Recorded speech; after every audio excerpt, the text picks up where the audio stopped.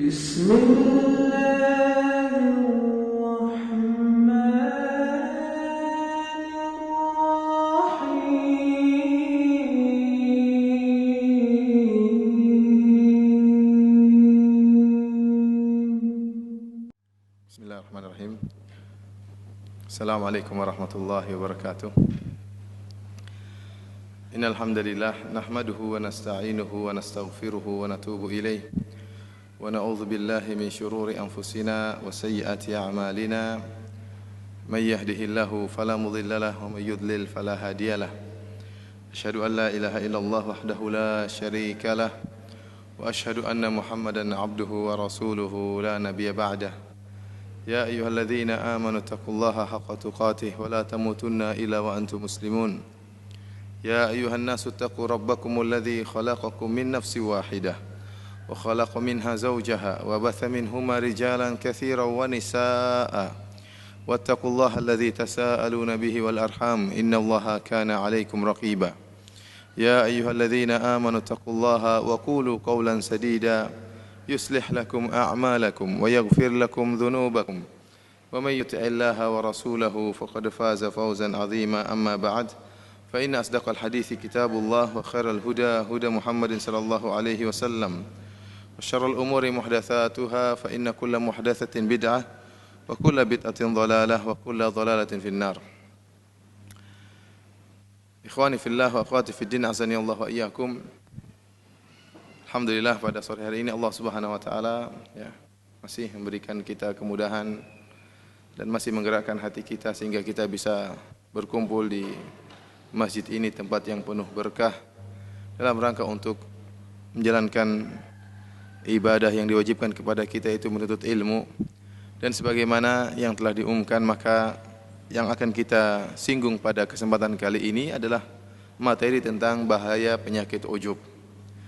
Ketahuilah ikhwani fillah wa akhwati fiddin azani Allah wa iyyakum, bahwasanya ujub merupakan penyakit yang berbahaya yang bisa menggugurkan amalan seseorang. Dan ujub merupakan korinu riya, teman sejolinya riya. Sering dua penyakit ini, ujub dan riya, menimpa orang-orang yang soleh sehingga menggugurkan amalan-amalan mereka. Dan saya katakan bahwasanya dua penyakit ini, penyakit riya dan ujub, adalah penyakitnya orang-orang yang soleh. Penyakitnya orang-orang yang memiliki kelebihan. Penyakitnya orang-orang yang pintar. Saya tidak mengatakan bahwa dua penyakit ini menimpa para pelaku maksiat, para pezina, para pemabuk, para pejudi, para pelaku kemaksiatan. Mereka terbebas dari dua penyakit ini, penyakit riya dan penyakit ujub. Apa yang mereka mau banggakan? Apa yang mereka mau pamerkan dari amalan soleh mereka? Mereka tidak memiliki amalan soleh. Akan tapi dua penyakit ini justru dia mencari mangsa, dan mangsa dua penyakit ini adalah orang-orang yang soleh. Oleh karenanya Al-Imam Ibnul Mubarak rahimahullah pernah berkata tentang penyakit ujub, La a'lamu fil musallin syai'an syarrun minal ujub. Kata Al-Imam Ibnul Mubarak, saya tidak pernah mengetahui ada suatu yang paling buruk yang terdapat pada orang-orang yang salat lebih daripada ujub. Artinya ujub merupakan penyakit yang paling buruk yang didapati oleh Al-Imam Ibnul Mubarak menjangkiti orang-orang yang salat, orang-orang yang saleh, orang-orang yang bertakwa kepada Allah Subhanahu wa taala. Justru dua penyakit ini, penyakit riya dan penyakit ujub, menyerang orang-orang yang saleh. Oleh karenanya ikhwani fillah wa akhwati fiddin azani Allah wa iyyakum, hal ini semakin mengingatkan kita akan bahaya dua penyakit ini. Karena syaitan tidak peduli, iblis tidak peduli, dengan apa dia bisa menggugurkan amalan ibadah kita, amalan soleh kita. Apakah dengan penyakit riya atau dengan penyakit ujub? Dia tidak peduli. Yang penting amalan kita gugur. Yang penting amalan orang-orang soleh gugur di mata iblis. Apakah dengan penyakit riya ataukah dengan penyakit ujub? Ataukah dengan dua penyakit ini sekalian? Ataukah cukup salah satunya? Jika seorang hamba terkena penyakit riya, maka gugurlah amalannya. Demikian juga jika seorang hamba terkena penyakit ujub, gugur pula amalannya. Kita sering waspada terhadap penyakit riya, sementara kita kurang waspada terhadap penyakit ujub. Padahal dua penyakit ini merupakan syirik asghar, yang dua-duanya menggugurkan amalan seorang hamba. Oleh karena Syekhul Islam Ibnu Taimiyah rahimahullah menyebutkan dalam Majmu' Fatawa dan kitab-kitabnya yang lain, bahwasanya barang siapa yang bisa mentahqiq, mewujudkan, mengamalkan firman Allah Subhanahu wa taala, iyyaka na'budu wa iyyaka nasta'in, hanya kepada Engkau lah ya Allah kami beribadah dan hanya kepada Engkau lah kami mohon pertolongan, maka dia akan selamat dari dua penyakit ini, penyakit riya dan penyakit ujub. Seorang yang tatkala berikrar mengatakan iyyaka na'budu, ya Allah hanya kepada Engkau lah aku beribadah, dan dia benar-benar mewujudkan dan mengamalkan kalimat ini, iyyaka na'budu, mengamalkan ikrarnya tatkala dia salat, iyyaka na'budu, hanya kepada Engkau lah kami mohon pertolongan, bahwasanya tujuan ibadahnya semata-mata hanya untuk Allah Subhanahu wa taala, maka dia akan terselamatkan dari penyakit riya. Ya. Dia benar-benar ikhlas, ibadahnya ditujukan semata-mata kepada Allah Subhanahu wa taala, bukan karena ingin dipuji, bukan karena ingin disanjung, bukan karena ingin dihormati, bukan ingin diangkat harkat dan martabatnya, akan tapi semata-mata ibadahnya karena Allah Subhanahu wa taala, maka dia akan selamat dari penyakit riya.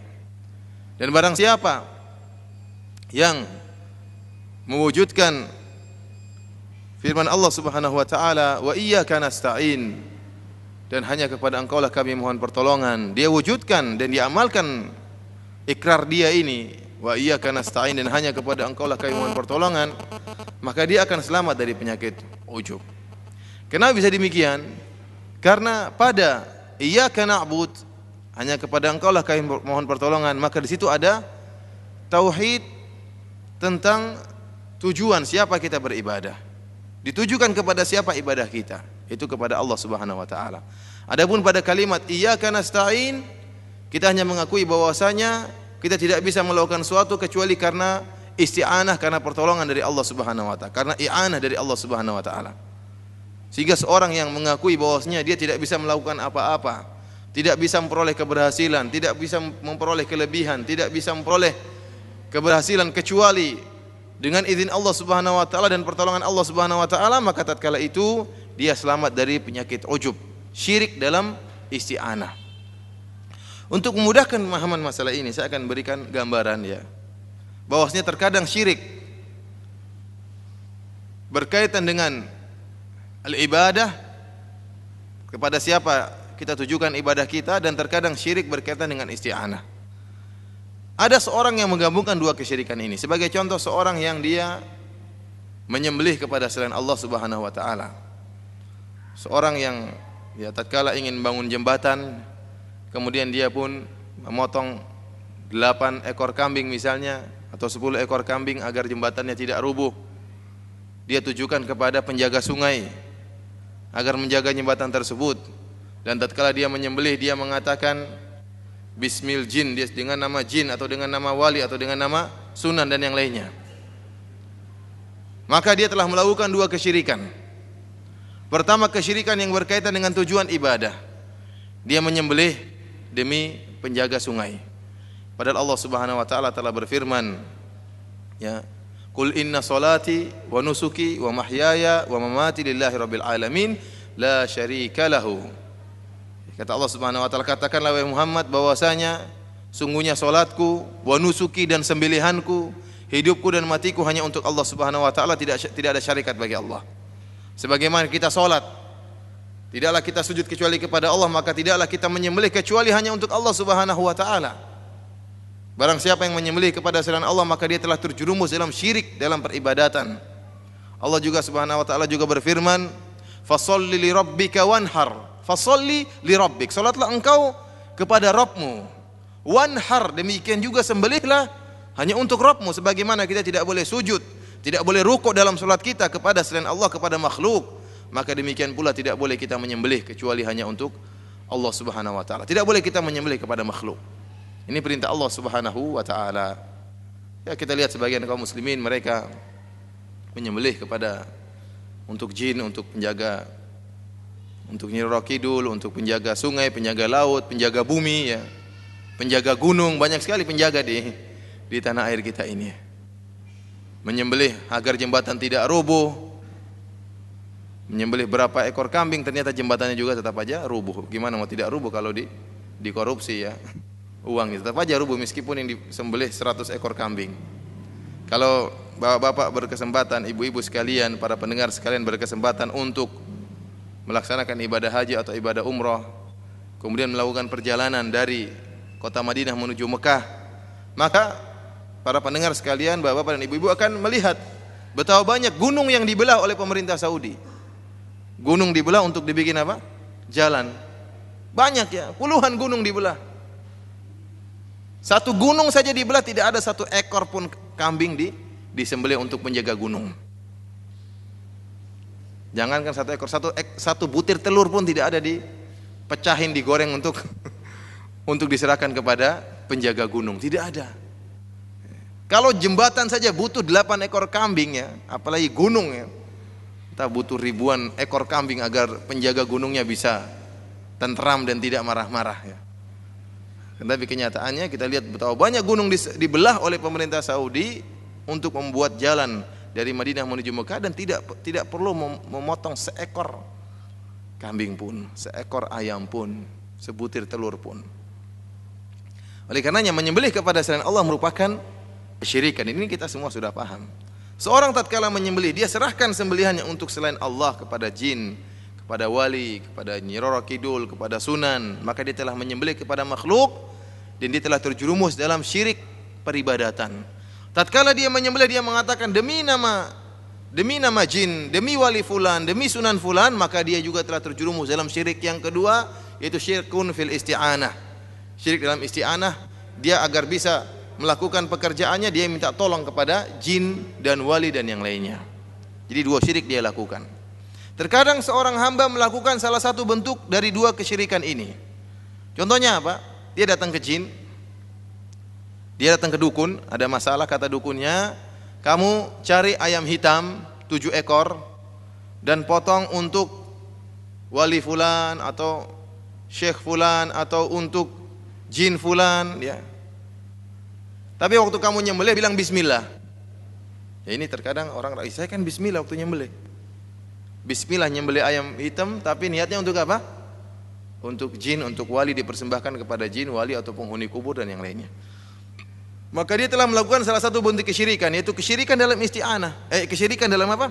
Dalam tujuan bahwasanya dia sembahkan ayam hitam tersebut untuk jin dan wali dan yang lainnya bukan karena Allah. Meskipun dia tidak syirik dalam isti'anah, dia mengatakan bismillah, tetap dia melakukan kesyirikan dalam syirik tujuan. Demikian juga sebaliknya, bisa jadi dia menyembelih untuk perkara yang diperbolehkan. Dia datang ke dukun, kata dukun, kamu nyembelih ayam, kalau mau ada tamu, hidangkan buat tamu ayam tersebut, tapi ucapkan bismillah. Ucapkan dengan nama jin, dengan nama wali. Maka dia pun menyembelih ayam tersebut, ayam hitam atau ayam apa saja atau kambing, dia sembelih kambing tersebut untuk dihidangkan kepada tamu-tamunya. Ini diperbolehkan memuliakan tamu. Akan tapi tatkala dia sembelih, dia mengatakan bismil wali dengan nama wali atau bismil jin dengan nama jin tertentu, dengan nama Sunan, maka dia telah melakukan kesyirikan dalam isti'anah saja, tidak dalam syirik dalam tujuan penyembelihannya. Oleh karenanya saya katakan jenis syirikan ada 2, ada terkadang jenis kesyirikan berkaitan dengan tujuan dan kesyirikan berkaitan dengan isti'anah. Seorang tatkala mengatakan iyyaka na'bud, ya Allah hanya kepada Engkaulah kami beribadah, maka dia selamat dari syirik tujuan. Dia beribadah hanya kepada Allah Subhanahu wa taala. Dan tatkala dia mengatakan wa iyyaka nasta'in, dan hanya kepada Engkaulah ya Allah kami mohon pertolongan, maka dia selamat dari syirkul isti'anah. Dia meyakini bahwasanya keberhasilan dia hanyalah semata-mata karunia dari Allah Subhanahu wa taala. Tatkala dia tertimpa penyakit ujub, dia merasa bahwasanya keberhasilannya karena kehebatannya, karena kepintarannya, karena kecerdasannya, karena kepandaian dia berdagang misalnya, karena kelebihan yang dia miliki, maka dia terjerumus dalam syirik isti'anah. Jadi ujub itu merupakan syirik kecil tapi dalam syirik isti'anah. Lupa bahwasanya semata-mata keberhasilan yang dia peroleh dari Allah Subhanahu wa taala. Dia mengikut sertakan keberhasilannya disebabkan karena kemampuan dia. Lupa bahwasanya semua dari Allah Subhanahu wa taala. Inilah kenapa dijelaskan bahwasanya oleh Syekhul Islam Ibnu Taimiyah bahwasanya ujub merupakan syirik kecil. Ujub merupakan bentuk kesyirikan dari sisi isti'anah, lupa bahwasanya keberhasilan dan apa yang berlaku di atas alam semesta ini semata-mata dari Allah Subhanahu wa taala. Sehingga dia mengatakan bahwasanya keberhasilan yang dia peroleh adalah dari dirinya sendiri. Inilah syirik dalam isti'anah. Karenanya ikhwani fillah wa tifiddin azani Allah wa iyyakum, para pendengar yang dirahmati oleh Allah Subhanahu wa taala, sebagaimana riya membatalkan amalan seorang, ujub juga membatalkan amalan seorang. Sebagaimana riya merupakan syirik asghar, maka ujub pun merupakan syirik asghar yang harus kita waspadai. Yang harus kita waspadai. Karena Nabi SAW telah mengingatkan akan bahaya penyakit ujub dalam beberapa hadis. Ya, sebagaimana Nabi SAW mengingatkan akan bahaya riya, Nabi juga mengingatkan akan bahaya ujub. Nabi SAW bersabda dalam satu hadis, Bainama rajulun yamshi fi hullatin tu'jibuhu nafsuhu murajjilin jummatahu idh khasafa Allahu bihi al-ard wa huwa yatajaljalu fiha ila yaumil qiyamah. Tatkala ada seorang laki-laki berjalan dengan memakai sebuah pakaian yang indah, tu'jibuhu nafsuhu, ya dirinya, dia terkagum dengan dirinya, dia ujub dengan dirinya, dalam keadaan dia menyisir rambutnya. Tiba-tiba Allah Subhanahu wa taala membenamkan orang ini ke dalam bumi, dan Allah menggonjang-ganjingkan orang dalam bumi sampai hari kiamat. Kenapa? Disebabkan karena penyakit ujub yang menimpa dirinya. Ini menunjukkan bahayanya penyakit ujub. Di antaranya Nabi SAW juga pernah bersabda dalam satu hadis yang hasan. Kata Nabi SAW, "Salasu muhlikat." 3 perkara yang membinasakan, kata Nabi SAW. Syuhun muta'un wa hawan muttaba'un wa i'jabul mar'i binafsihi. Kata Nabi SAW, 3 perkara yang membinasakan. Yang pertama adalah ketaatan yang ditaati, rasa kikir, rasa pelit yang ditaati, ya. Rasa pelit yang ditaati. Yang kedua adalah hawa, nafsu yang diikuti. Dan yang ketiga adalah seorang kagum dengan dirinya sendiri. Ini termasuk, ya, membinasakan. Penyakit ujub adalah membinasakan seorang hamba. Dalam hadis yang lain yang juga dihasankan oleh Syekh Albani rahimahullah, yang diriwayatkan oleh Imam Al-Baihaqi dalam Syu'abul Iman, kata Nabi sallallahu alaihi wasallam, "Lau lam takunu tuthnibun la khiftu alaikum ma huwa a'zamu min dhalik al-ujubul ujub." Ya. Kata Nabi sallallahu alaihi wasallam, kalau kalian tidak berdosa, kalau kalian tidak memiliki dosa, maka aku akan khawatir kalian tertimpa dengan suatu penyakit yang lebih berbahaya daripada dosa-dosa tersebut, yaitu ujub dan ujub. Menunjukkan ujub merupakan penyakit berbahaya, ya. Karena subhanallah, ikhwani fillah wa tifiddin azani Allah wa iyyakum, terkadang Allah Subhanahu wa taala dengan takdirnya menjadikan kita berdosa, terjerumus dalam kemaksiatan. Agar kita sadar bahwasanya kita ini tidak sempurna, agar kita sadar bahwasanya betapapun kita berusaha untuk beribadah, tetap kita akan terjerumus dalam kekurangan, dan kita senantiasa mengharapkan pertolongan Allah Subhanahu wa taala. Tatkala kita terjerumus dalam kemaksiatan dengan takdir Allah, maka kita sadar bahwasanya iman yang selama ini kita andalkan, ketakwaan yang selama ini kita andalkan tidak mampu untuk menjaga kita dari kemaksiatan kalau tidak atas pertolongan Allah Subhanahu wa taala. Sehingga kita terbebas dari penyakit ujub, ya. Oleh karena dalam satu hadis Nabi SAW menyatakan bahwasanya jika kalian tidak berdosa, tidak melakukan dosa sama sekali, la dhahaballahu bikum, maka Allah akan memusnahkan kalian. Thumma ja'a biqaumin yuznibun, thumma yastaghfiruna Allah. Maka kemudian Allah datangkan manusia-manusia yang baru. Kalau kalian tidak berdosa, Allah akan musnahkan kalian, dan Allah akan mendatangkan manusia-manusia yang baru yang mereka berdosa, kemudian mereka beristighfar kepada Allah Subhanahu wa taala. Al-Imam Ibnu Qayyim rahimahullah dalam, ya, suatu perkataan yang indah, dia menyatakan bahwasanya bisa jadi seorang dengan dosanya berbuat dosa masuk surga, dan bisa jadi seorang dengan ketaatan yang dilakukan masuk dalam neraka. Kok bisa demikian? Ya. Seorang yang berdosa, tatkala terjerumus dalam dosa, kemudian timbul rasa takut dalam hatinya, mengakui akan kekurangan dirinya, mengakui kerendahannya di hadapan Rabbul Alamin. Kemudian dia semangat untuk melakukan amal ibadah. Akhirnya hal ini membuat dia masuk dalam surga. Rasa khosyah yang dia miliki tatkala dia berbuat maksiat. Dan rasa khosyah ini, rasa takut, ini sangat bernilai di sisi Allah Subhanahu wa taala, merupakan amal ibadah yang besar. Oleh karena dalam Sahih Bukhari tatkala disebutkan ada seorang dari Bani Israel yang tatkala dia akan meninggal dunia, maka dia pun memanggil anak-anaknya seluruhnya. Dia berwasiat kepada anak-anaknya. Dia mengatakan, "Lau mitu faharriquni, thumma dharuni fil yammi, la in qadira Allahu alayya, la yu'adzibannani 'adzaban la yu'adzibu ahadan minal alamin." Kata dia kepada anak-anaknya, kalau seandainya saya mati, maka bakarlah jasadku dan tebarkanlah debuku di lautan. Kalau seandainya Allah mampu untuk mengembalikan jasadku, maka Allah akan mengazabku dengan azab yang sangat pedih yang Allah tidak pernah mengazab seorang pun di alam semesta ini. Maka dia pun tatkala meninggal dunia, anak-anaknya pun membakar orang ini, kemudian jasadnya ditebarkan di lautan, ya. Debu hasil bakaran jasad dia ditebarkan di lautan. Namun Allah Subhanahu wa taala mampu untuk mengembalikan debu-debu tersebut dan mengembalikan jasadnya secara utuh. Kemudian Allah bertanya kepada dia, "Wa ma hamalaka ala dzalik?" Apa yang mendorong engkau untuk melakukan ini? Kata dia, "Khasyataka ya Allah." Karena saya takut kepada Engkau ya Allah. Orang ini terjerumus dalam kemaksiatan, ragu dengan kemampuan Allah Subhanahu wa taala, bahkan melakukan hal yang diharamkan dalam syariat, yaitu kemudian membakar dirinya, menebarkan debu jasadnya di lautan. Ini bentuk-bentuk kemaksiatan. Akan tapi tatkala dia melakukan demikian karena rasa khasyah ada dalam dirinya, rasa takut kepada Allah Subhanahu wa taala, maka Allah pun mengampuni orang ini. Oleh karenanya seorang terkadang masuk dalam surga gara-gara bermaksiat. Kenapa? Setelah dia bermaksiat segera dia bertobat kepada Allah, timbul rasa takut kepada dalam dirinya kepada Allah Subhanahu wa taala, takut diazab oleh Allah Subhanahu wa taala, berharap ampunan Allah Subhanahu wa taala, maka dia pun semangat beribadah dan akhirnya Allah Subhanahu wa taala masukkan dia ke dalam surga. Sebaliknya terkadang seorang masuk neraka jahanam gara-gara amal ibadah yang dia lakukan. Kok bisa demikian? Karena dia ujub dengan amal solehnya. Dia ujub.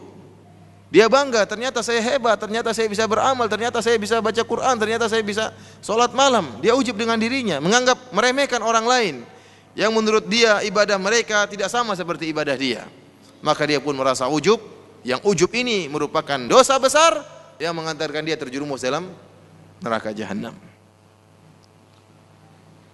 Karenanya ikhwani fillah azanillahu wa yakum, ya. Ujub merupakan ya perkara yang berbahaya yang bisa menggugurkan amalan seorang hamba. Allah Subhanahu wa taala menjelaskan tentang ujub yang pernah menimpa sebagian sahabat tatkala perang Hunain. Kata Allah Subhanahu wa taala, laqad nasarakumullahu fi mawatin katsirah wa yawma Hunainin idh ajabatkum kathratukum falam tughni ankum syai'a wa dhaqat 'alaikumul ardu bima rahubat thumma wallaytum mudbirin. Sungguh Allah Subhanahu wa taala telah menolong kalian dalam banyak peperangan, dan tatkala perang Hunain, tatkala kalian ujub, bangga dengan jumlah kalian yang banyak, maka tidak bermanfaat jumlah kalian yang banyak tersebut.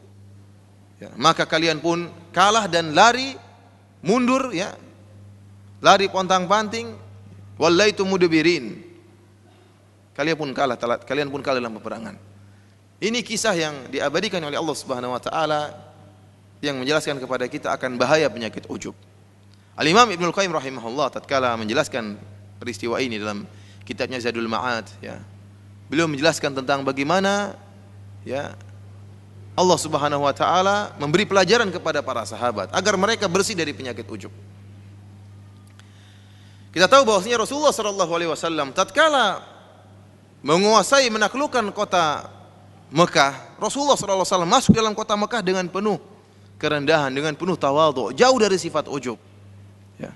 Seharusnya Rasulullah sallallahu alaihi wasallam tatkala masuk dalam kota Mekah, beliau dalam keadaan sombong, dalam keadaan angkuh. Kenapa tidak angkuh? Karena sudah 10 tahun Rasulullah SAW diusir dari kampungnya. Sekarang dia kembali merebut, ya, kampung yang dulu mengusir dia. Kita tahu Rasulullah SAW, ya,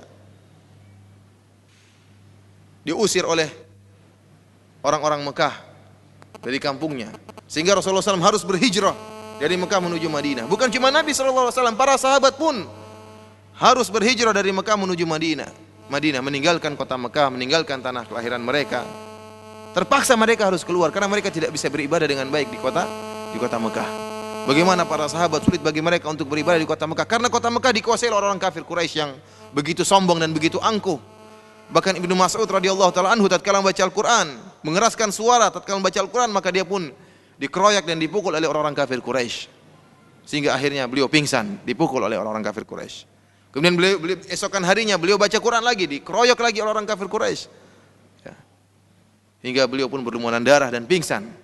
Sulit bagi para sahabat untuk bisa melaksanakan ibadah di kota Mekah. Sehingga Allah Subhanahu wa taala merintahkan mereka untuk berhijrah. Mereka terpaksa harus keluar dari kota Mekah.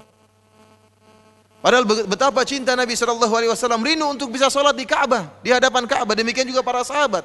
Betapa rindu mereka untuk bisa sholat di Masjidil Haram. Namun mereka tidak mampu karena di kota Mekah dikuasai oleh orang kafir Quraisy yang sombong dan angkuh. Akhirnya Nabi SAW keluar bersama para sahabatnya berhijrah menuju kota Madinah.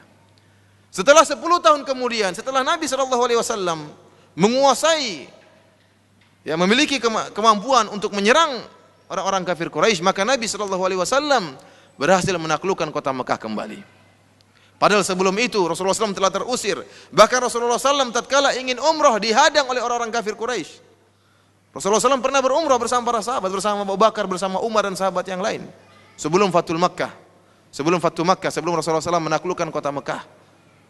Berjalanlah Rasulullah dan para sahabatnya membawa hewan-hewan mereka untuk mereka sembahkan kepada Allah Subhanahu wa taala, untuk melaksanakan ibadah umrah masuk di kota Mekah. Tatkala mereka dekat dengan kota Mekah di Hudaybiyah, maka orang-orang kafir Quraisy menghadang Rasulullah dan para sahabatnya dan memerintahkan Nabi dan para sahabatnya untuk kembali kota Madinah, tidak boleh masuk kota Mekah.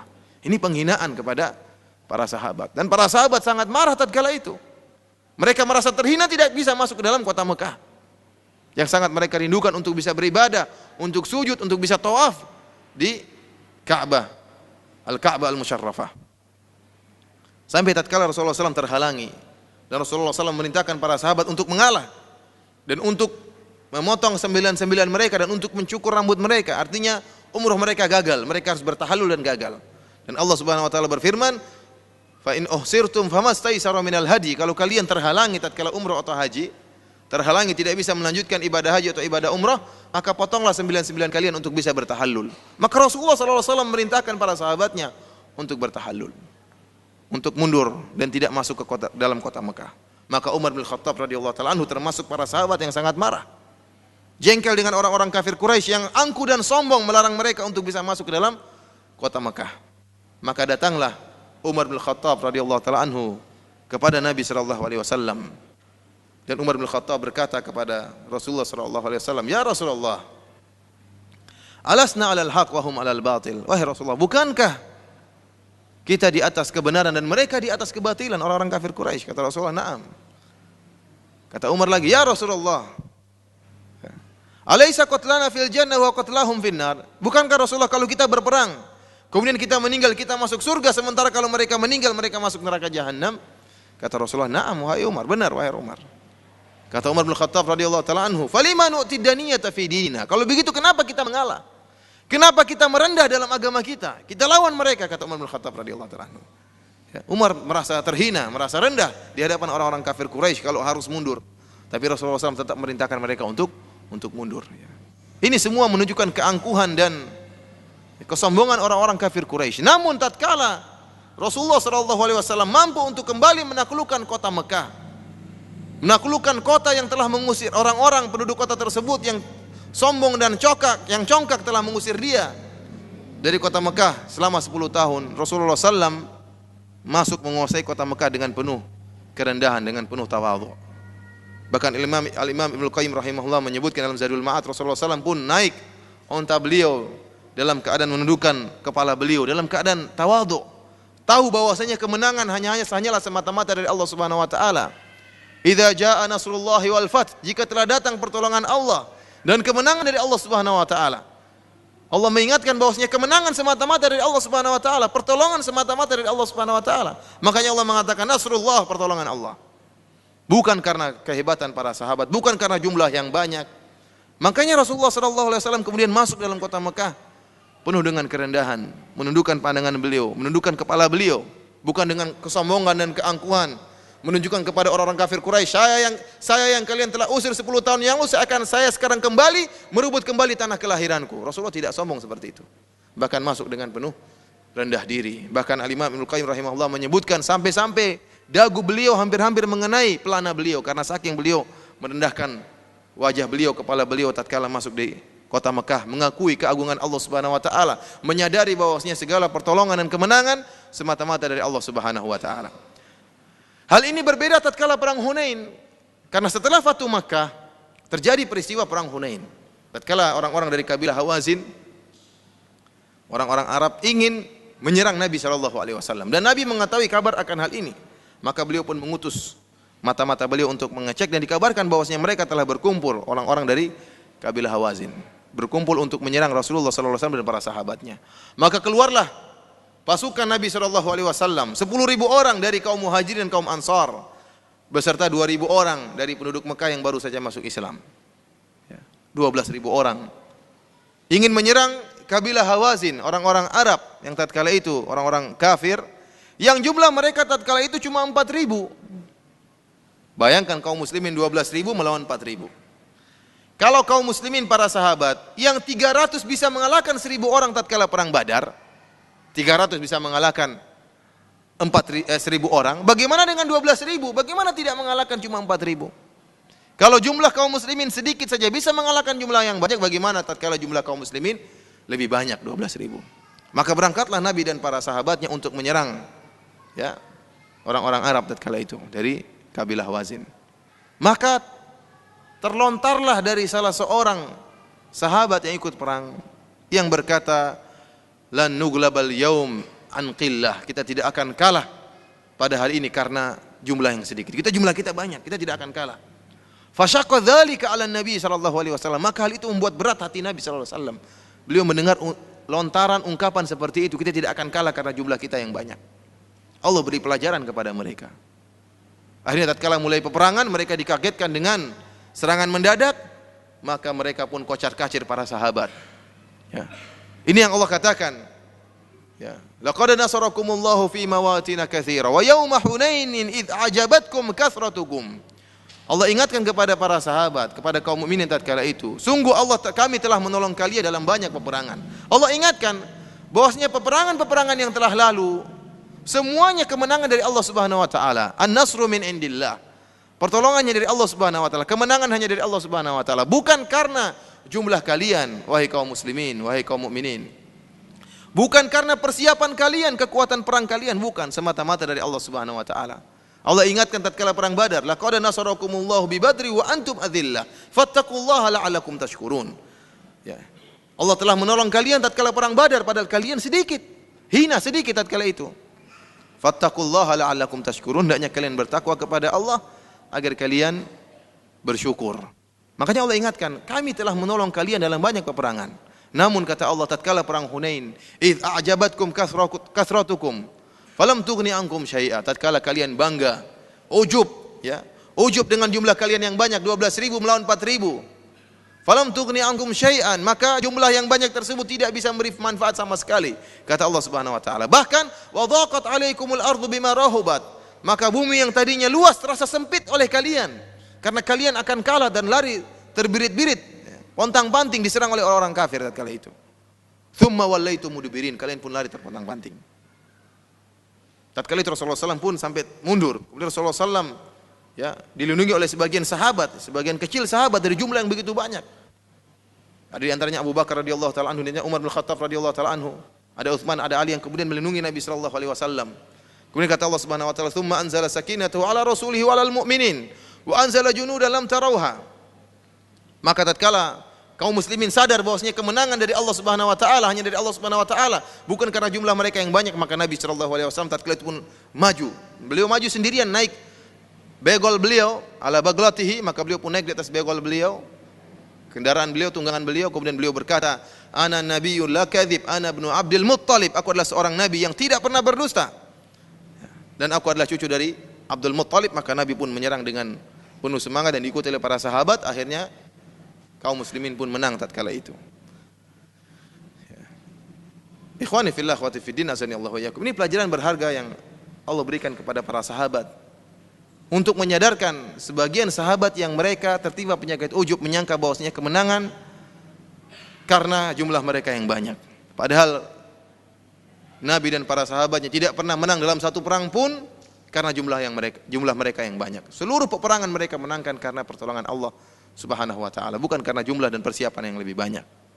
Kam min fi'atin qalilatin ghalabat fi'atan katsiratan biiznillah. Betapa banyak jumlah yang sedikit bisa mengalahkan jumlah yang banyak karena izin Allah Subhanahu wa taala.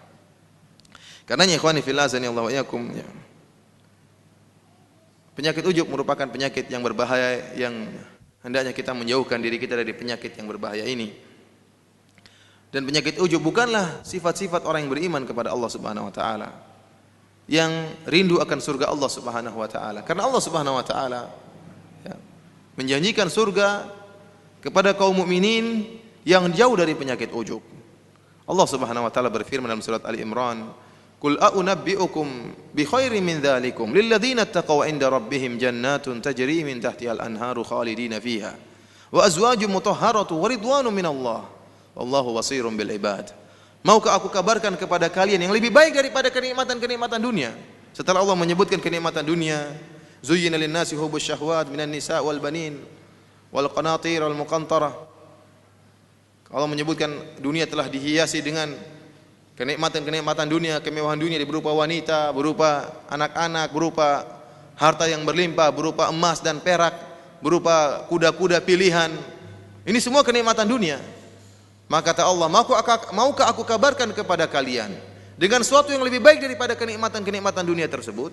Apa itu? Kata Allah, bagi orang-orang yang bertakwa, maka Allah siapkan bagi mereka surga-surga yang mengalir di bawahnya sungai-sungai. Dan Allah siapkan bagi mereka azwajum mutahharah. Allah siapkan bagi mereka bidadari-bidadari, istri-istri yang suci, yang disucikan oleh Allah Subhanahu wa taala. Ya. Bidadari-bidadari, wanita-wanita yang sangat cantik jelita, yang suci, yang tidak ada kotorannya, ya. Tidak ada haid, tidak ada haidnya, tidak ada nifasnya, tidak ada ingusnya, tidak ada upilnya. Ini bidadari yang sangat cantik jelita yang Allah siapkan bagi kaum mukminin. Tidak ada bau keteknya, tidak ada, semua bidadari yang sangat cantik jelita. Ya Allah siapkan bagi orang-orang yang beriman dan bertakwa kepada Allah Subhanahu wa taala. Siapakah mereka ini yang dijanjikan surga dan bidadari oleh Allah Subhanahu wa taala? Alladzina yaquluna rabbana innana amanna faghfir lana dzunubana wa qina adzabannar. Yaitu orang-orang yang mereka berkata, ya Allah, kami telah beriman kepada Engkau ya Allah, maka ampunilah dosa-dosa kami dan jagalah diri kami dari masuk dalam neraka jahanam. Lihat, mereka adalah orang-orang yang tidak ujub dan mengakui dosa-dosa mereka, sehingga mereka minta ampun kepada Allah Subhanahu wa taala. Inilah sifat-sifat orang yang dijanjikan surga, jauh dari penyakit ujub. Kemudian kata Allah Subhanahu wa taala, as-sabirina was-sadiqina wal qanitina wal munfiqina wal mustaghfirina bil ashar, yaitu orang-orang yang mereka sabar dalam kehidupan dunia ini. Ini sifat-sifat orang-orang yang beramal saleh. Sabar tatkala melaksanakan ketaatan, sabar untuk bangun di subuh hari melawan ngantuk, berjalan kaki menuju masjid untuk melaksanakan salat berjamaah, sabar untuk puasa, sabar untuk salat malam, sabar untuk beribadah kepada Allah Subhanahu wa taala. Kemudian mereka juga sabar sehingga tidak terjerumus, menyabarkan diri mereka agar tidak terjerumus dalam kemaksiatan. Sabar untuk menundukkan mata mereka dari memandang hal-hal yang diharamkan oleh Allah Subhanahu wa taala. Sabar untuk tidak melakukan kemaksiatan, sementara syahwat dan fitnah di hadapan mereka, mereka bersabar menahan diri mereka. Kemudian mereka juga bersabar tatkala terkena musibah. Tatkala mereka ditimpa dengan ujian, mereka bersabar. Mereka yakin bahwasanya seluruhnya dari sisi Allah Subhanahu wa taala, dan mereka yakin bahwasanya apa yang Allah takdirkan itu yang terbaik bagi mereka. Ini sifat-sifat mereka. Kata Allah, as-sabirina was-sadiqin, dan mereka adalah orang-orang yang tulus, yang jujur, yang ikhlas kepada Allah Subhanahu wa taala. Al-qanitin, yang mereka adalah orang-orang senantiasa beribadah kepada Allah Subhanahu wa taala. Wal mustaghfirina bil ashar, dan mereka adalah orang-orang yang beristighfar tatkala di waktu sahur. Kata ahli tafsir, lihatlah bagaimana orang-orang dijanjikan surga oleh Allah ini. Di siang hari mereka beramal soleh, di siang hari mereka bersabar, di siang hari mereka berinfak. Wal munfiqin, mereka berinfak. baik dalam keadaan lapang maupun dalam keadaan sulit. Mereka melakukan amal ibadah di siang hari, dan tatkala di malam hari mereka salat malam. Siang dan malam diisi dengan ibadah. Namun tatkala di akhir malam mereka beristighfar kepada Allah Subhanahu wa taala. Wal mustaghfirina bil ashar, mereka beristighfar di waktu sahur, tidak bangga dengan amal soleh yang mereka kerjakan, tidak bangga dengan amal ibadah yang mereka kerjakan. Oleh karenanya Allah Subhanahu wa taala berfirman dalam ayat yang lain, kanu qalilan minal laili ma yahja'un wa bil ashari hum yastaghfirun. Mereka jauh, ya, mereka tidak tidur tatkala di malam hari. Tatajafa junubuhum anil madaji', lambung-lambung mereka jauh dari tempat tidur. Kenapa? Karena mereka yad'una rabbahum khaufan wa tama'a. Mereka beribadah, salat, berdoa kepada Allah dengan penuh rasa takut dan berharap kepada Allah Subhanahu wa taala. Wa bil ashari hum yastaghfirun. Tatkala mereka di waktu sahur mereka beristighfar. Malam mereka isi dengan salat malam, di penghujung malam, di akhir malam setelah salat begitu lama, mereka justru beristighfar, mengakui kesalahan-kesalahan mereka. Mereka tidak ujub dengan amal ibadah, dengan amal ibadah yang mereka lakukan. Inilah orang-orang yang dijanjikan surga oleh Allah Subhanahu wa taala. Berbeda dengan sebagian kaum muslimin, sebagian kita yang sudah sedikit amalannya malah ujub, ya. Sudah sedikit amalannya malah ujub. Mending kalau banyak amalan terus ujub, ya. Sudah tidak ada amalannya malah ujub. Apa yang mau diujubkan? Bangga dengan dirinya, merasa dirinya sudah paling saleh, merasa ilmunya paling hebat. Karena kita lihat bagaimana para sahabat dahulu, mereka tidak pernah merasa diri mereka hebat. Lihat bagaimana Umar bin Khattab radhiyallahu taala anhu yang telah dijamin masuk surga oleh Nabi sallallahu alaihi wasallam. Yang kata Nabi sallallahu alaihi wasallam, Umar fil jannah, Umar masuk surga. Namun tatkala Umar bin Khattab radhiyallahu taala anhu melihat Hudzaifah bin al-Yaman, sahibu sirri Rasulullah sallallahu alaihi wasallam, seorang yang diberikan rahasia-rahasia oleh Nabi sallallahu alaihi wasallam, terutama nama-nama orang-orang munafik. Tatkala ada orang yang meninggal di zaman Umar, kemudian ternyata tidak disolati oleh Hudzaifah radhiyallahu taala anhu, maka Umar curiga, jangan-jangan orang ini adalah orang munafik. Kenapa Hudzaifah tidak mensolati jenazah orang ini? Maka Umar bin Khattab radhiyallahu taala anhu pun mendatangi Hudzaifah dan berkata, "Ya Hudzaifah, hal sammani Rasulullah sallallahu alaihi wasallam mimman sammahu minal munafiqin." Wahai Hudzaifah, apakah Rasulullah sallallahu alaihi wasallam menyebutkan namaku termasuk deretan orang-orang munafik? Umar khawatir dia termasuk orang-orang munafik. Ini benar-benar pertanyaan yang keluar dari lubuk hati beliau yang sangat dalam. Khawatir beliau termasuk orang munafik. Tidak bangga dengan amalan yang beliau lakukan, tidak bangga dengan jasa yang beliau lakukan, di mana terjadi peluasan daerah kaum muslimin, banyak futuhat Islamiyah, perluasan kawasan daerah kaum muslimin di zaman Umar bin Khattab radhiyallahu ta'ala anhu. Beliau tidak bangga dengan amalan beliau. Beliau tidak bangga dengan amalan beliau. Inilah bagaimana para sahabat dahulu. Bahkan dia menyangka bahwasanya dia termasuk orang-orang munafik, sehingga dia bertanya kepada Hudzaifah, apakah saya termasuk orang-orang yang disebut oleh Nabi sallallahu alaihi wasallam termasuk orang-orang munafik? Adapun Nabi sallallahu alaihi wasallam, maka dialah, ya, imam dari orang-orang yang bertakwa, imamul muttaqin, imamnya orang-orang yang bertakwa yang jauh dari penyakit ujub. Bagaimana Nabi sallallahu alaihi wasallam tatkala salat, setelah salat maka beliau pun beristighfar, astagfirullah, astagfirullah, astagfirullah. Kita tahu bagaimana salat Nabi sallallahu alaihi wasallam luar biasa, ibadah Nabi sallallahu alaihi wasallam luar biasa, khusyuknya salat Nabi sallallahu alaihi wasallam luar biasa, ya. Tenangnya Nabi sallallahu alaihi wasallam tatkala salat. Tubuh beliau khusyuk, apalagi hati beliau khusyuk.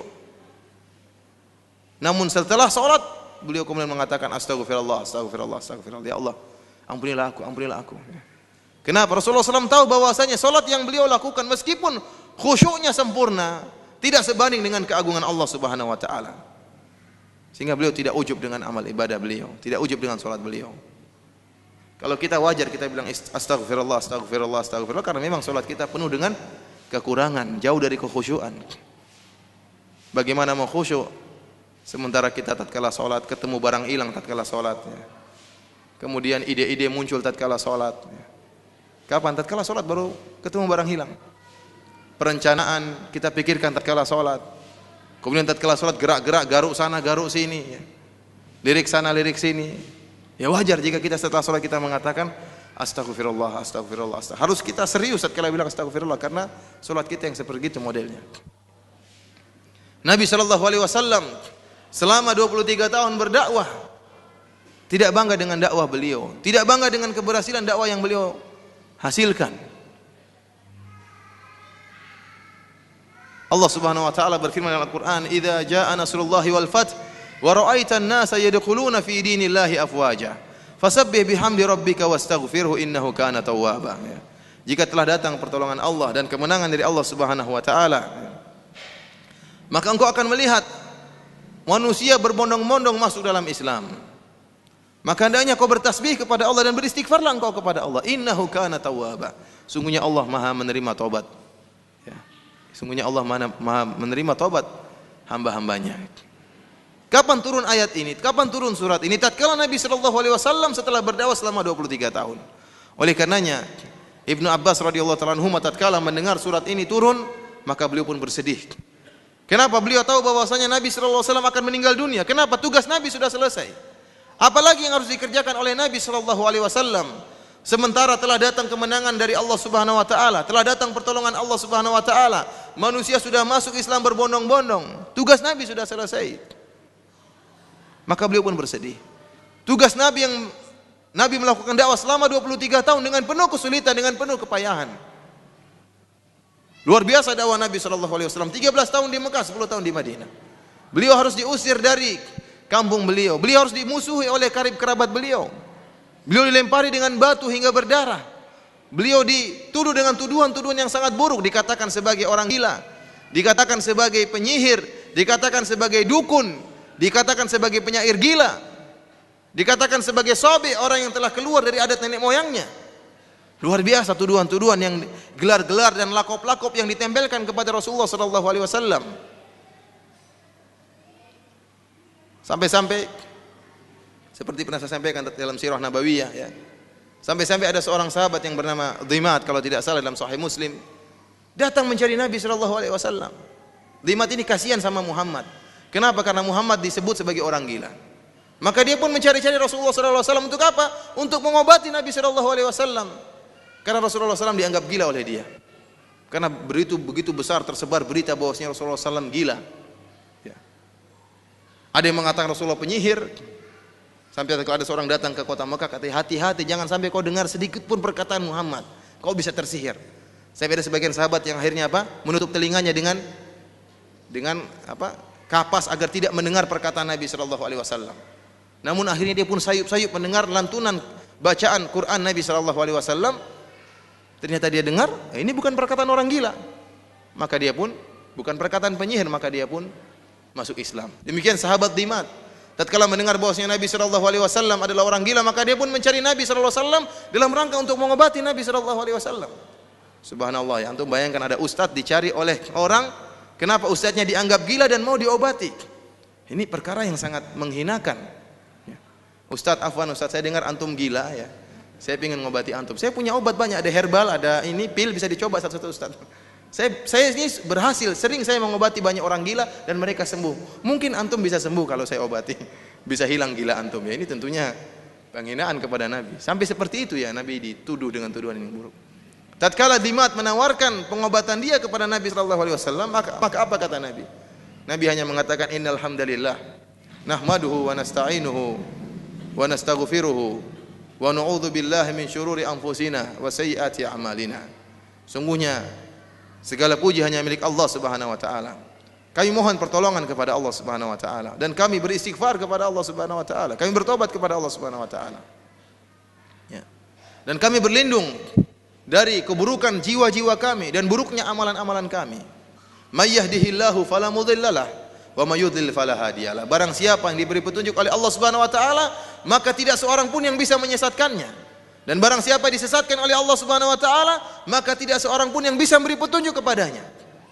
Maka Dhimat tatkala mendengar sabda Nabi ini, maka dia pun kaget. Tidak mungkin orang gila bisa ngomong seindah ini. Maka dia pun ait alaihi kalamak, ulangi perkataan Rasulullah, ulangi. Rasulullah ulang lagi. Innal hamdalillah nahmaduhu wa nasta'inuhu wa nastaghfiruhu wa na'udzu billahi min syururi anfusina wa sayyiati a'malina. May yahdihillahu fala mudhillalah wa may yudlil fala hadiyalah. Sungguhnya ya, pujian hanyalah milik Allah Subhanahu wa taala.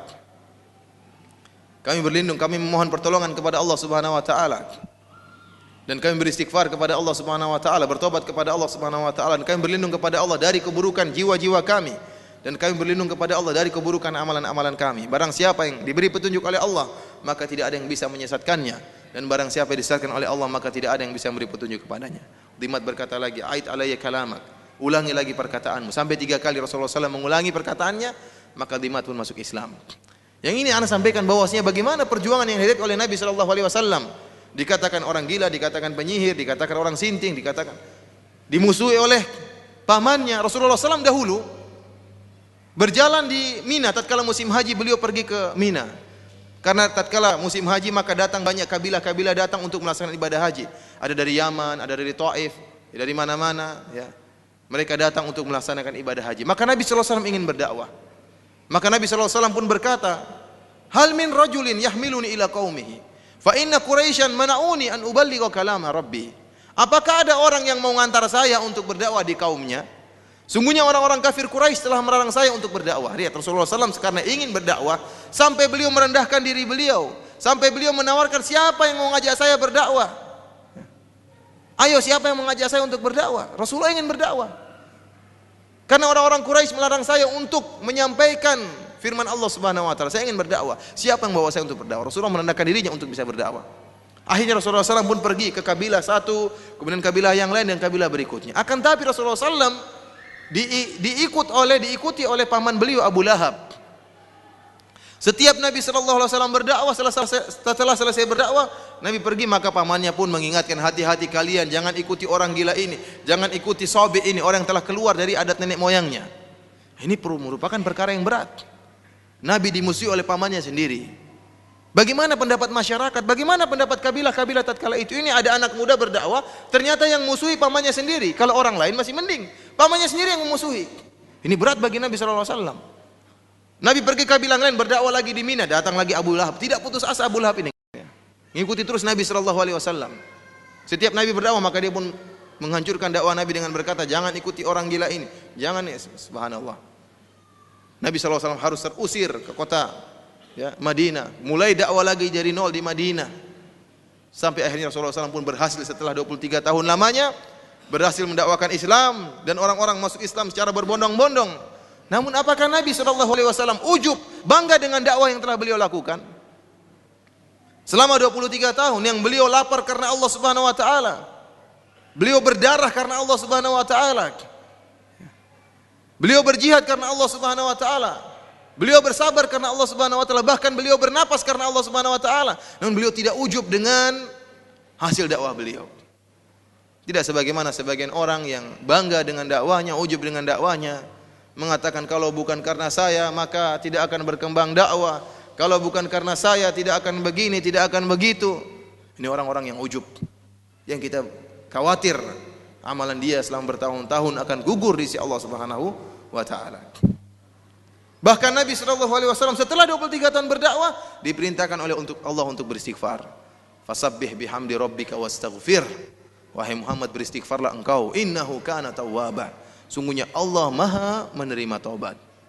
Sehingga Rasulullah SAW setelah itu pun banyak beristighfar dalam rukuk dan sujud beliau. Subhanakallahumma rabbana wa bihamdika Allahumma ghfirli. Rasulullah berdoa demikian. Subhanakallahumma rabbana wa bihamdika Allahumma ghfir. Beliau beristighfar tatkala rukuk dan beliau beristighfar tatkala sujud. Tidak bangga dengan dakwah yang beliau lakukan. Oleh karenanya ikhwani fillah azanillahu wa iyyakum, ya, hendaknya ya, kita berusaha untuk menjauhkan diri kita daripada penyakit ujub, penyakit yang seperti saya katakan tadi hanya menimpa orang-orang yang soleh. Maka sungguh benarlah perkataan Ibnu Mubarak rahimahullah, la a'lamu fil musallin syai'an syarrun minal ujub. Saya tidak tahu ada selebih yang berbahaya yang menimpa orang-orang yang salat yang lebih berbahaya daripada ujub. Ujub itu penyakit berbahaya yang menimpa orang-orang yang salat, menimpa orang-orang yang saleh, menimpa orang-orang ya ahli ilmu, menimpa juru dakwah. Ini penyakit ujub. Adapun pezina, pemabok, ya semua tidak terkena penyakit ujub. Yang terkena penyakit ujub dan riya adalah orang-orang yang saleh, yang bertakwa kepada Allah Subhanahu wa taala. Para ulama telah menyebutkan beberapa contoh ujub ya. Karena ujub selain berkaitan dengan amal saleh, ujub juga berkaitan dengan hal-hal yang lain, bahkan terkadang berkaitan dengan perkara dunia. Seperti ujub berkaitan dengan seorang ujub dengan zat dia atau dengan paras dia atau dengan bentuk tubuh dia. Ini merupakan ujub yang menimpa iblis. Tatkala Allah Subhanahu wa taala mengatakan, "Ma mana'aka an tasjuda lima khalaqtu bi yadayya?" Apa yang menghalangi engkau wahai iblis untuk sujud kepada Adam yang aku telah ciptakan dengan kedua tanganku? Maka kata iblis, "Ana khairun minhu. Khalaqtani min nar wa khalaqtahu min tin." Aku lebih baik daripada Adam. Engkau ciptakan aku dari api dan kau ciptakan Adam dari tanah. Iblis bangga dengan ciptaan dia, penciptaan dia yang terbuat dari api. Ujub dia. Hingga mengantarkan dia pada kesombongan dan kafir kepada Allah Subhanahu wa taala. Demikian juga orang-orang yang ujub terhadap paras dia, ujub terhadap ketampanannya, ujub terhadap kecantikannya. Terkadang dia lupa bahwasanya kecantikan tersebut semata-mata karunia dari Allah Subhanahu wa taala. Dia tidak punya andil dalam menjadikan wajahnya cantik. Dia tidak punya andil dalam membuat wajahnya menjadi tampan. Yang buat dia cantik dan tampan adalah Allah Subhanahu wa taala. Kalau dia ujub dengan kecantikannya, bangga dengan kecantikannya, bangga dengan ketampanannya, dia ujub dengan sesuatu yang bukan jasa dia. Oleh karenanya orang tertimpa dengan penyakit ujub yang berkaitan dengan parasnya dan ketampanannya, hendaknya dia ingat bahwasanya kecantikannya dan ketampanannya itu akan hilang suatu saat. Bisa jadi dalam satu detik Allah hilangkan kecantikan tersebut dengan kecelakaan, dengan kebakaran dan yang lainnya. Kalaupun Allah biarkan, Allah jaga kecantikannya, suatu saat akan sirna. Dia akan menjadi tua, wajahnya akan jadi peot, ya. Wajahnya akan jadi mengkerut, dan ujung-ujungnya dia akan dikuburkan dalam kuburan, dan tubuhnya, ketampanannya akan dimakan oleh ulat-ulat yang terdapat dalam tanah. Kalau gitu buat apa dia ujub? Sementara ketampanan, kecantikannya, keelokannya milik Allah semata, bukan milik dia. Demikian juga ujub terkadang berkaitan dengan kekuatan, kemampuan tubuh, kekuatan, tenaga, ya. Dan inilah ujub yang menimpa kaum 'Ad. Kata Allah Subhanahu wa taala, "Fa amma 'adun fastakbaru fil ardi bighairil haqq wa qalu man ashaddu minna quwwah." Adapun kaum 'Ad, maka mereka sombong, congkak di atas muka bumi tanpa kebenaran. Wa qalu man ashaddu minna quwwah. Mereka berkata, siapa yang lebih kuat daripada kita? Siapa yang lebih kuat daripada kami? Ya, karena mereka memiliki tubuh yang tinggi dan kuat kaum 'Ad. Apa kata Allah Subhanahu wa taala? Awalam yarau anna Allah alladhi khalaqahum huwa ashaddu minhum quwwah. Apakah mereka tidak melihat bahwasanya Allah yang telah menciptakan mereka lebih kuat daripada mereka? Kalau mereka saja kuat, bagaimana yang menciptakan mereka? Namun mereka tatkala merasa diri mereka hebat, merasa diri mereka kuat, mereka lupa bahwasanya mereka tidak punya andil dalam membuat kekuatan tersebut. Yang menjadikan mereka kuat semata-mata hanyalah Allah Subhanahu wa taala. Akhirnya mengantarkan mereka kepada kesombongan, akhirnya Allah mengadab mereka. Inilah kaum 'Ad. Terkadang ujub berkaitan dengan ilmu. Ada orang yang bangga dengan ilmunya, ujub dengan ilmunya, ujub dengan ilmunya. Merasa dirinya hebat, merasa dirinya lebih pintar daripada yang lainnya. Dia lupa bahwasanya ilmu yang dia miliki, tatkala diberi kemudahan oleh Allah untuk bisa menghafal Quran, tatkala diberi kemudahan oleh Allah untuk bisa menghafal hadis-hadis dan bisa mempelajari tafsir dan hadis-hadis dan ilmu-ilmu yang lain, dia lupa bahwasanya semata-mata karunia dari Allah Subhanahu wa taala. Ilmu tersebut dari Allah Subhanahu wa taala. Masih banyak orang lebih IQ-nya lebih tinggi daripada dia, namun tidak bisa seperti dia. Dia menyangka bahwasanya ilmu yang dia miliki, ya, ilmu agama yang dia miliki semata-mata karena keberhasilan dia, karena kemampuan dia. Dia lupa semuanya itu semata-mata dari Allah Subhanahu wa taala. Oleh karenanya orang yang seperti ini untuk bisa menghilangkan penyakit ujubnya, ya, dia harus ingat bahwasanya kepintaran tersebut dari Allah. Sewaktu-waktu Allah bisa membuat dia linglung, suatu waktu Allah bisa membuat dia celaka sehingga kepalanya terbentur jadi orang bodoh. Ya. Bisa jadi Allah cabut kepintarannya dalam sekejap. Namun demikianlah banyak orang-orang yang pintar yang ujub. Orang bodoh ngapain ujub? Yang pintar orang ujub. Yang ini sering kita dapati orang tukang ngeyel. Orang ujub ini biasanya ngeyel, ya. Makanya Ali bin Abi Thalib mengatakan, al-ujub afatul albab. Ujub itu penyakitnya orang-orang pintar. Kata Ali bin Abi Thalib, ujub itu penyakitnya orang pintar. Dia merasa dia pintar, sehingga tatkala dia pintar, ya, di antara ciri-cirinya ngeyel kalau dikasih tahu. Tidak menghargai pendapat orang lain, memandang pendapat orang lain meremehkan. Karena dia merasa dia yang paling wow, ilmu dia yang paling pintar, hasil penelitian dia yang lebih hebat, ceramah dia yang lebih mantap, yang lain wah itu kurang, tidak bagus. Ceramahnya cuma isinya tidak ilmiah. hanya pintar ngomong saja tidak ilmiah. Kadang-kadang begitu kan orang yang lain. Dia merasa dirinya hebat. Kalau dikasih tahu ngeyel, sudah salah tetap aja ngeyel. Kenapa? Tidak mau kalah tatkala berdialog. Merasa dirinya paling hebat. Anzah walau tarat ya. Ada istilah dalam pepatah Arab namanya anzah walau tarat ya. Ini pepatah bagi orang yang ngeyel ya. Jadi katanya ada dua orang berdebat melihat seekor hewan. Yang satu mengatakan itu adalah burung, satu mengatakan itu adalah kambing. Itu burung, itu kambing. Ini burung ini ciri-cirinya begini. Enggak, itu kambing. Ngeyel ya. Yang bilang kambing juga ngeyel ya. Ayo kita didekati, diusir ternyata terbang. Kata yang bilang burung, itu kan saya bilang itu burung. Enggak, anzah walau tarat, itu kambing meskipun terbang ya. Jadi apa namanya? Ngeyel dengan pendapat dia. Ya ini kadang orang yang ujub seperti itu. Dan saya kadang berhadapan dengan orang seperti ini. Dan yang orang seperti ini orang yang pintar, bukan orang bodoh. Kalau bodoh tidak pernah ngeyel, udah tahu kamu goblok, udah ngerti goblok sudah ngalah dia. Tapi yang pintar dia ngeyel ya. Enggak begitu, muter kanan, muter kiri, muter kanan, muter kiri. Tidak mau kalah tatkala berdebat. Kenapa? Dia ujub dengan pemikiran dia, ujub dengan akalnya. Biasanya orang-orang seperti ini meskipun dia pintar, ya, namun pada hakikatnya dia bodoh. Biasanya orang-orang yang ujub seperti ini jagoan-jagoan kampung ya, yang dia paling pintar di kampungnya, belum pernah melihat dunia. Sebenarnya dia bodoh, cuma dia tidak ngerti kalau dia bodoh.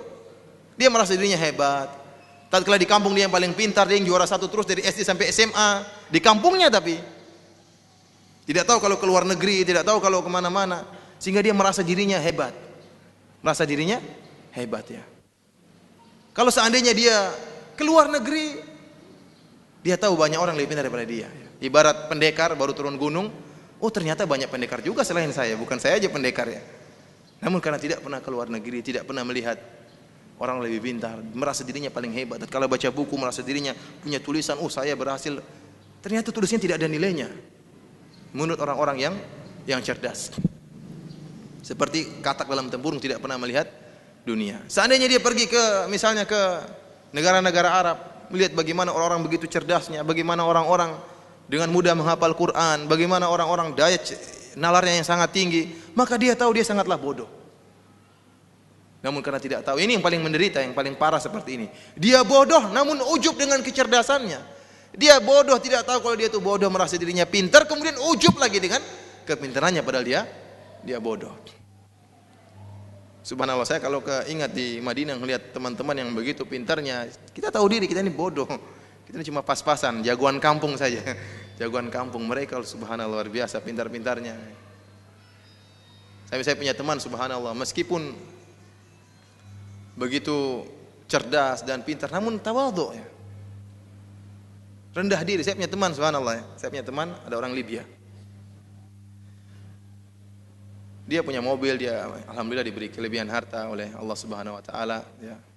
Dulu saya tatkala belum punya mobil, kalau butuh sesuatu saya telepon dia. Selalu dia datang membantu saya untuk urusan apa saja. Sesuatu dia bilang, "Firanda, kalau kamu mau pulang kampung, mau pulang ke Indonesia, kalau mau belanja apa-apa kasih tahu saya akan antar kamu. Mau belanja apa-apa, saya antar kamu dengan mobil saya." Saya bilang insyaallah ya.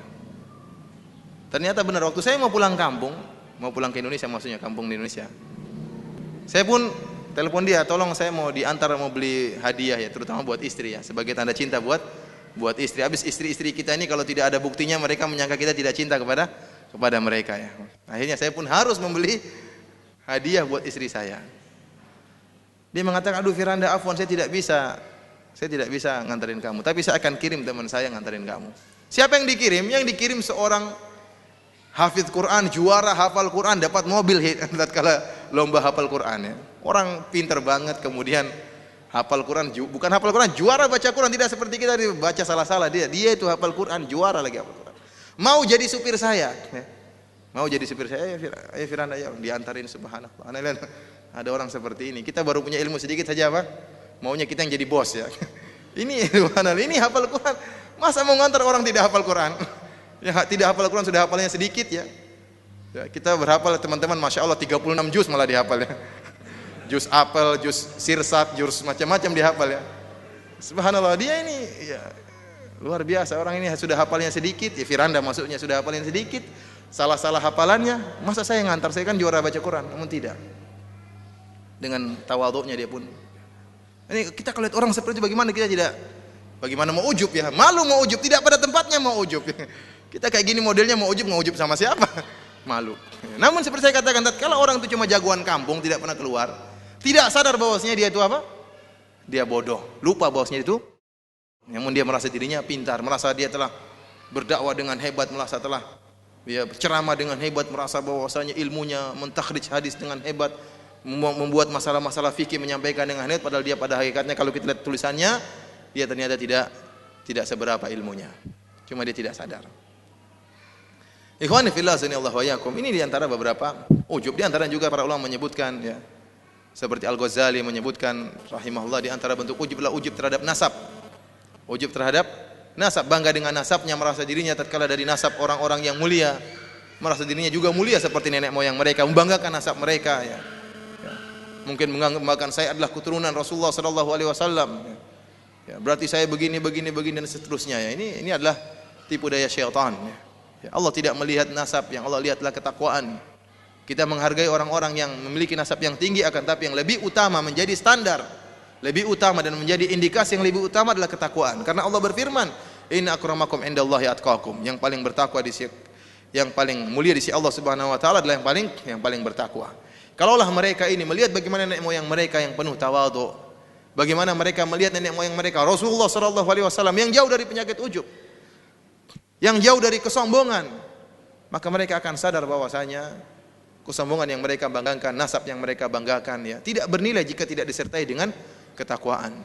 Bukankah Nabi sallallahu alaihi wasallam pernah berkata kepada Fatimah, "Ya Fatimah bintu Rasulillah sallallahu alaihi wasallam, salini min mali ma syi'ti la ugni anki minallahi syai'a." Wahai Fatimah, mintalah dariku harta yang kau kehendaki, aku akan berikan ya.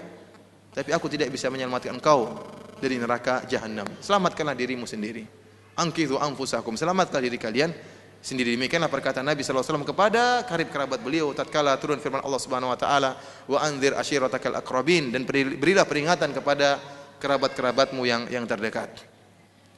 Ikhwani fillah wa akhwati fiddin, azanillahu wa iyyakum, para pendengar yang rahmati Allah Subhanahu wa taala. Hendaknya kita menjauh dari penyakit ujub dan kita berusaha untuk menjaga diri kita dari penyakit ujub agar amalan kita tidak gugur di sisi Allah Subhanahu wa taala. Bagaimana kita bisa mengobati penyakit ujub agar kita bisa terjaga dari penyakit ujub? Ya. Pertama ya, untuk bisa melawan penyakit ujub, kita harus mengingat akan kebesaran Allah Subhanahu wa taala. Keagungan Allah Subhanahu wa taala. Al-Imam Al-Qarafi rahimahullah, salah seorang ulama besar dari mazhab Malikiyah ya, yang memiliki kitab Al-Furuq ya, ulama besar, orang alim ya. Dia mengatakan, "Wa sirru tahrimil i'jab su'u adabin ma'allah." Rahasia kenapa ujub itu diharamkan karena tidak punya adab terhadap Allah Subhanahu wa taala, buruknya adab terhadap Allah Subhanahu wa taala. Kenapa? Seorang hamba harusnya tidak merasa amalannya besar di hadapan Allah Subhanahu wa taala. Tidak merasa hebat dengan amalan dia. Dia harus sadar bahwasanya amalan dia itu tidak ada nilainya di hadapan Allah Subhanahu wa taala. Di hadapan keagungan Allah Subhanahu wa taala. Apa yang mau dia banggakan? Selama dia ternyata dia beramal itu pun karena karunia Allah Subhanahu wa taala. Kata Allah Subhanahu wa taala, ya, "Walaula fadlullahi 'alaikum wa rahmatuhu ma zaka minkum min ahadin abada, walakinallaha yuzakki man yasha." Kata Allah Subhanahu wa taala dalam Al-Qur'an, kalau bukan karena karunia Allah dan kalau bukan karena rahmat Allah Subhanahu wa taala, tidak seorang pun dari kalian akan suci, akan bertakwa kepada Allah. Selamanya tidak seorang pun dari kalian akan bertakwa. Akan tapi Allah Subhanahu wa taala mensucikan orang yang Allah kehendaki. Walakinallaha habbaba ilaikumul iman wa zayyanahu fi qulubikum wa karraha ilaikumul kufra wal fusuqa wal isyan. Akan tapi Allah lah yang telah ya, yang membuat kalian cinta kepada keimanan dan menghiasi keimanan tersebut dalam hati-hati kalian. Dan Allah lah yang telah menjadikan kalian benci terhadap kekufuran, terhadap kemaksiatan dan terhadap ya, kefasikan. Oleh karenanya tatkala dia bisa bertakwa itu pun semata-mata karunia dari Allah Subhanahu wa taala. Lantas kemudian dia lupa bahwasanya itu dari Allah Subhanahu wa taala. Kemudian dia merasa amalannya besar. Maka ini bentuk tidak berhadap di hadapan Allah Subhanahu wa taala, kata Imam Al-Qarafi. Allah berfirman, "Wa ma qadarullaha haqqa qadrihi." Mereka tidak mengagungkan Allah sebagaimana mestinya. Bagaimana kita mau membanggakan amalan kita di hadapan keagungan Allah Subhanahu wa taala? Ini orang yang tidak beradab. Ibarat seorang budak ya, yang kemudian banggakan amalnya di hadapan tuannya sementara semuanya disediakan oleh tuannya. Dia kemudian bangga dengan amalan dia. Ini bentuk tidak beradab di hadapan Allah Subhanahu wa taala. Kemudian di antara perkara yang bisa ya menghilangkan rasa ujub, seorang harus sadar bahwasanya ya dirinya penuh dengan kekurangan. Dirinya penuh dengan kemaksiatan, dirinya penuh dengan dosa-dosa. Karenanya Imam Ibnu Hazm rahimahullah menyebutkan, seorang tatkala ditiba penyakit ujub, maka dia periksa dirinya. Periksa aib-aib yang dia miliki, cek aib-aib yang dia miliki. Dia cek baik-baik. Kalau dia dapati aibnya, maka perhatikan aib tersebut. Dia tahu bahwasanya dirinya yang dia kagumi tersebut ternyata banyak kekurangan. Dan kita sering lupa dengan aib-aib kita. Tidakkah kita ingat bagaimana tatkala kita bersendirian dalam kamar, tatkala tidak ada orang yang melihat kita, kita melakukan kemaksiatan. Tidakkah kita ingat bagaimana pandangan mata kita yang sering melihat hal-hal yang diharamkan oleh Allah Subhanahu wa taala. Allah telah memberikan kepada kita hal yang dihalalkan oleh Allah. Allah telah memberikan kepada kita istri yang halal bagi kita. Kemudian kita masih melihat hal yang diharamkan oleh Allah Subhanahu wa taala. Tidakkah kita ingat bahwasanya hati kita masih penuh dengan kemaksiatan, masih hasad, masih dengki, suudzon dan yang lainnya. Bukan hanya suudzon kepada manusia, bahkan suudzon kepada Allah Subhanahu wa taala. Tidakkah kita ingat dosa-dosa kita yang dilakukan oleh lisan kita? Ghibah, namimah dan yang lainnya terlalu banyak ya. Menjelek-jelekan orang lain, merendahkan orang lain, semua bentuk-bentuk dosa yang diucapkan oleh lisan kita. Oleh karena kata Ibnu Hazm rahimahullah, cek aib-aib kamu.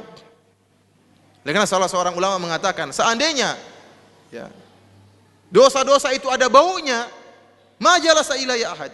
Lau kana lidzunub rihun ma jalasa ilayya ahad. Kalau seandainya dosa-dosa itu ada baunya, maka tidak seorang pun akan mau duduk dengan saya. Seandainya melihat aurat perempuan itu baunya terong busuk ya. Kemudian ghibah baunya kambing, bangkainya kambing. Oh, terlalu banyak bau busuk yang keluar dari tubuh kita. Tidak ada seorang pun akan duduk. Namun maksiat tidak ada baunya. Tidak ada bau busuknya, tidak ketahuan, yang tahu hanyalah Allah Subhanahu wa taala. Oleh karenanya Imam Ibnu Hazm mengatakan, kalau seorang tertimpa ujub, cek aib-aibnya. Cek, periksa dengan detail, dengan teliti. Yakin bahwasanya kita punya aib. Kalau Anda tidak mendapatkan aib dalam diri Anda, ketahuilah Anda adalah orang yang paling bodoh, kata Ibnu Hazm. Ya, orang yang paling bodoh dan orang yang paling banyak aibnya itu Anda. Kenapa? Anda tidak bisa melihat keburukan diri Anda. Ini kebodohan. Berarti tidak punya ilmu untuk memilah mana yang baik dan mana yang buruk. Lupa dengan keburukan-keburukannya, lupa dengan aib. Berarti Anda orang bodoh. Dan orang yang seperti Anda yang merasa diri sudah sempurna, tidak punya aib, itulah orang yang paling banyak aibnya. Oleh karenanya, ini diantara hal yang bisa apa? Menghilangkan ujub dari diri kita. Di antara hal yang bisa menghilangkan ujub dari diri kita. Kenapa kita bangga dengan amalan kita? Apa sebab kita bangga dengan amalan kita sementara kita tidak tahu amalan kita diterima oleh Allah atau tidak? Sementara kita tidak tahu amalan yang kita lakukan ikhlas atau tidak. Kita selama ini ya, berdakwah ikhlas atau tidak tahu. Ataukah hanya mengharapkan banyak pengikut, atau hanya mengharapkan ingin dipuji, ingin disanjung. Tatkala kita belajar ke salat berjamaah, apa kita ikhlas selama ini? Tidak ada yang bisa jamin.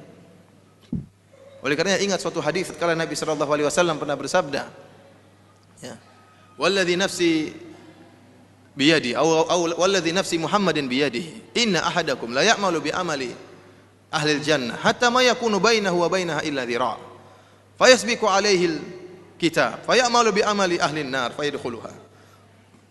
Demi zat yang jiwa Muhammad berada di tangannya, sungguhnya salah seorang dari kalian akan melakukan amalan-amalan kebaikan, amalan-amalan penduduk surga, sampai jarak dia dengan surga hanyalah tinggal sehasta. Kemudian dia didahului oleh takdir, maka dia pun di akhir hayatnya mengamalkan amalan penduduk neraka jahanam, bermaksiat kepada Allah di akhir hayatnya. Maka kemudian meninggal dunia, kemudian masuk dalam neraka jahanam. Kita tidak tahu, kita sekarang beramal saleh, waliyadzubillah, kita tidak ingin mati dalam keadaan su'ul khatimah. Kita ingin kita meninggal dalam husnul khatimah. Oleh karenanya kita senantiasa berdoa, ya muqallibal qulub tsabbit qalbi ala dinik. Tidak pernah kita kagum. Ini doa yang sering dibaca oleh Nabi. Ya Allah, zat yang bolak-balikan hati seorang hambanya, tegarkanlah hatiku di atas agamamu. Tidak ujub dengan amalan kita. Kita tidak yakin dengan keimanan kita. Apa kita bisa mampu berhadapan dengan banyak syahwat, banyak maksiat di hadapan kita. Bisa jadi kita gugur, ya, jatuh tatkala dihadapkan dengan maksiat. Siapa yang menjamin diri kita bisa selamat? Kalau kecuali pertolongan dari Allah Subhanahu wa Ta'ala. Oleh karenanya, bisa jadi seorang beramal dengan amalan surga, kemudian di akhir hayatnya beramal dengan amalan kemaksiatan, kemudian meninggal dalam keadaan bermaksiat. Tatkala ada seorang yang berjihad di zaman Nabi SAW, luar biasa jihadnya, membunuh orang-orang kafir, maka para sahabat terkagum-kagum dengan orang ini. Mereka menyangka orang ini termasuk penduduk surga. Apa kata Nabi SAW? Bal huwa min ahlin nar. Orang ini termasuk penduduk neraka. Orang ini termasuk penduduk neraka. Maka salah seorang sahabat bertekad untuk mengikuti orang ini. Dicek orang ini, apa yang dilakukan. Diikuti, orang yang ternyata hebat benar. Dalam peperangan dia membunuh banyak orang kafir. Dia sudah terkena tikaman, terus dia melawan. Terkena tombak, terkena tikaman, terus melawan. Sampai orang kafir semua meninggal dunia. Akhirnya tinggal dia sendiri dengan begitu banyak bekas luka yang membuat dia terasa perih dan sakit. Karena tidak sabar dengan rasa sakit yang dia alami. Setelah begitu hebatnya dia berperang, maka dia pun menegakkan pedangnya, kemudian dia menindihkan dadanya ke atas pedang tersebut untuk bunuh diri karena tidak tahan dengan rasa perih yang dia rasakan. Maka sungguh benar sabda Nabi sallallahu alaihi wasallam. Maka hal ini pun dilaporkan kepada Nabi sallallahu alaihi wasallam. Apa kata Nabi sallallahu alaihi wasallam? Innar rajula la ya'malu bi amali ahli jannah fima yabdu linnas wa huwa min ahlin nar. Sungguh salah seorang akan beramal dengan amalan-amalan saleh, amalan-amalan penduduk surga menurut pandangan manusia. Ini dia tidak ikhlas, ini orang. Ini hukuman bagi orang yang tidak ikhlas. Diberikan su'ul khatimah oleh Allah Subhanahu wa taala. Kenapa? Selama ini dia beramal, namun menurut orang dia ikhlas, namun Allah lebih tahu isi hatinya. Kata Nabi sallallahu alaihi wasallam, "Fima yabdu linnas." Amalan dia saleh menurut pandangan manusia. Namun yang tersembunyi yang ada di balik hatinya, dia tidak ikhlas, dia riya, ingin dipuji, ingin dihormati, ingin diagung-agungkan, ingin nomor satukan, ya, ingin diangkat-angkat, ingin didengar perkataannya. Wa huwa min ahli nar, padahal dia termasuk dari penduduk neraka. Oleh karenanya ikhwani fillah, Allah wa iyyakum, kita berdoa kepada Allah Subhanahu wa taala agar Allah menjauhkan kita dari penyakit ujub dan juga penyakit riya, dan kita terus berjihad melawan dua penyakit ini, penyakit riya dan penyakit ujub, sampai Allah Subhanahu wa taala memanggil kita dan mencabut nyawa kita. Demikian saja, aqulu qauli hadza astaghfirullah li wa lakum wa lisairil mu'minin innahu huwal ghafurur rahim. Assalamualaikum warahmatullahi wabarakatuh.